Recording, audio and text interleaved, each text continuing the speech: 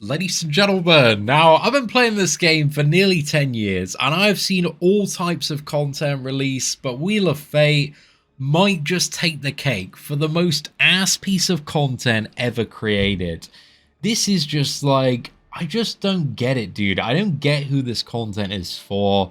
It seems like so restrictive, so boring, so buy the new characters and upgrade them, so specific and so unrewarding.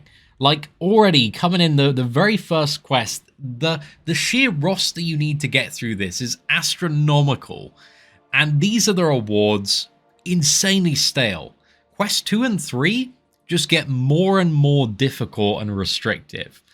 But going into this quest, right, I was like, dude, initially, you can only use 7-star champions. So if you don't have this specific character, this specific piece of utility in your 7-star roster, also probably fairly decently upgraded as well, because the attack pools are absolutely insane.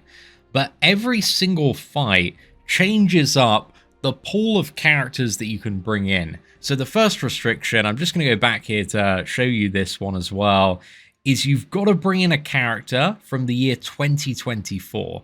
So if you don't bring in a character from the year 2024, then you can't even get through to the first fight here. So initially, you need to bring somebody in that is from that year. So it seems like the option for this score that a lot of people are using is a 7-star version of the leader, because again, you can only use 7-star characters, so you need to have pulled a really significant amount of champions to be able to do this. So you begin the quest, you go through that, and then we'll have a look at the hit points as well, because these are some pretty chunky characters. They're not the most crazy health pools ever, but they're still, like, you know, pretty damn big. We got about 2.2 million here and 27,000 attack, which means, you know, if you make mistakes, you're going to die very, very quickly to these defenders.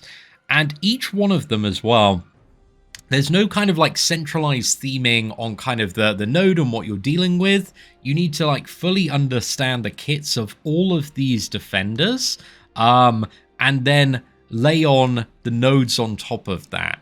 So just from like coming in with fresh eyes, unless you have such deep, rich, and extensive knowledge of the game, just doing this with your regular roster would be a significant challenge, right? That's a lot for a player to deal with. But then on every single fight as well, you've got a condensed list of characters that you can bring in, and this is going to get smaller and smaller as the quest progresses. So it starts off initially, again, there's about 300 characters.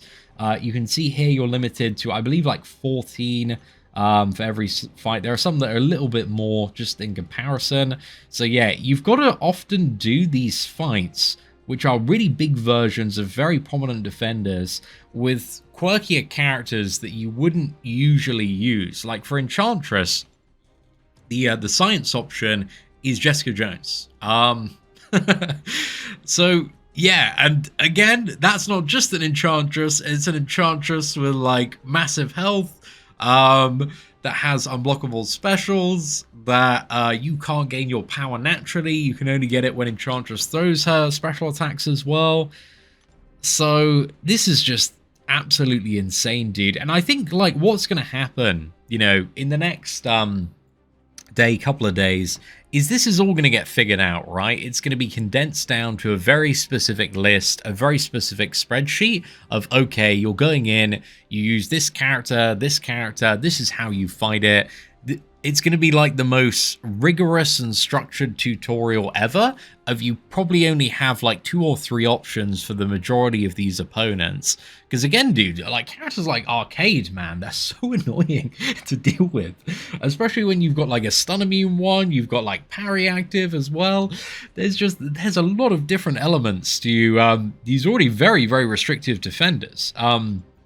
So your options are somewhat limited in terms of what you can bring in.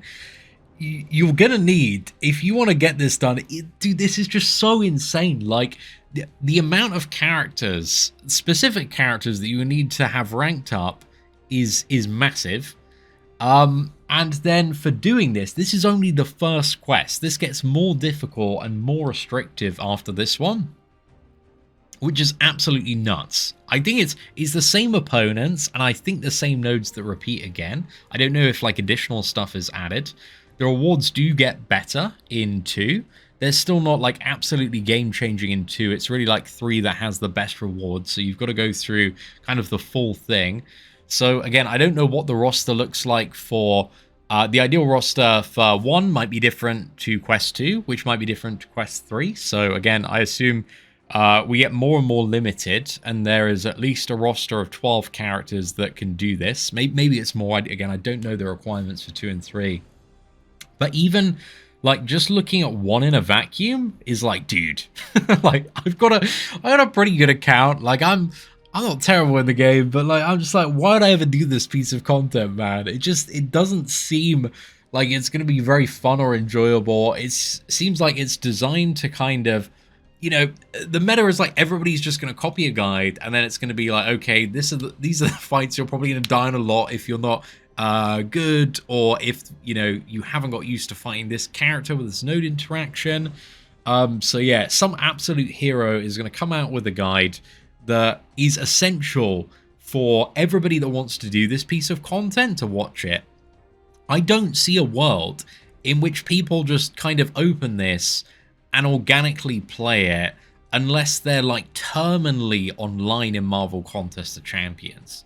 Like, I don't see anybody apart from, because I've been watching like a few of the live streams as well, and you've got live streams where, you know, you've got an amazing top tier player, and you got a couple of people on voice chat, and they're still trying to figure out like the first couple of fights. I saw like Legacy brought in Corvus, the Lady Deathstrike, and I think he's going through like a 40-minute fight trying to chip her down with that.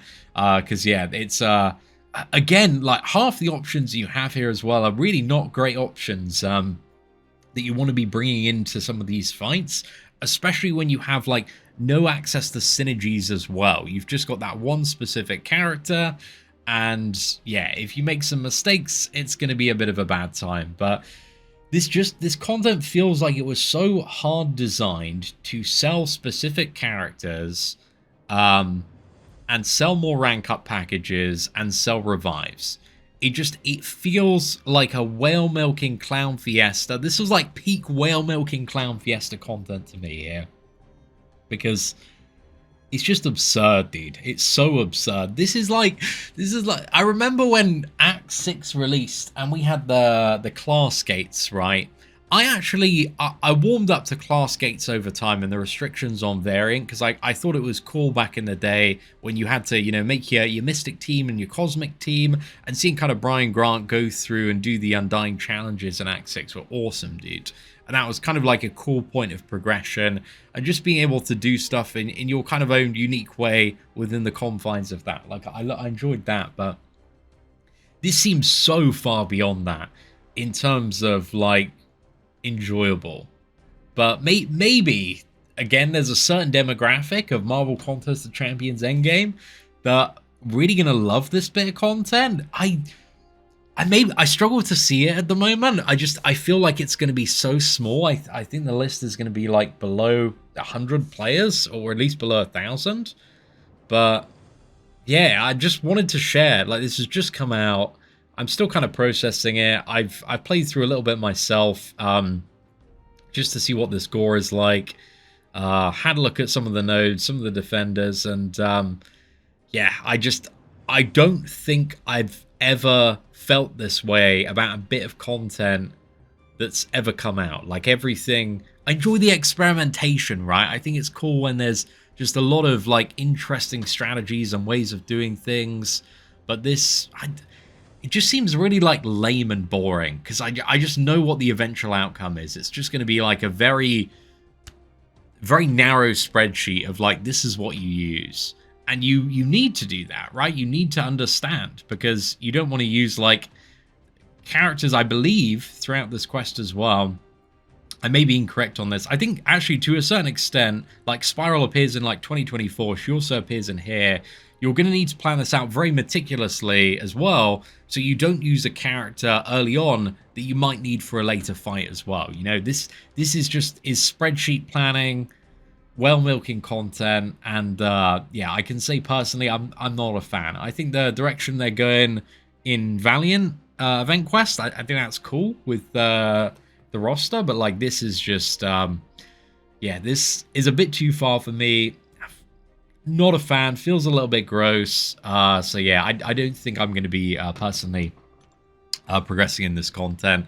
But yeah, ladies and gentlemen, let me know how you feel about this this brand new event. Do you have a more optimistic take on it? Just trying to share, yeah, my first reaction and how I feel. But thank you all very much for watching. Take care, and I hope that you have an absolutely fantastic day.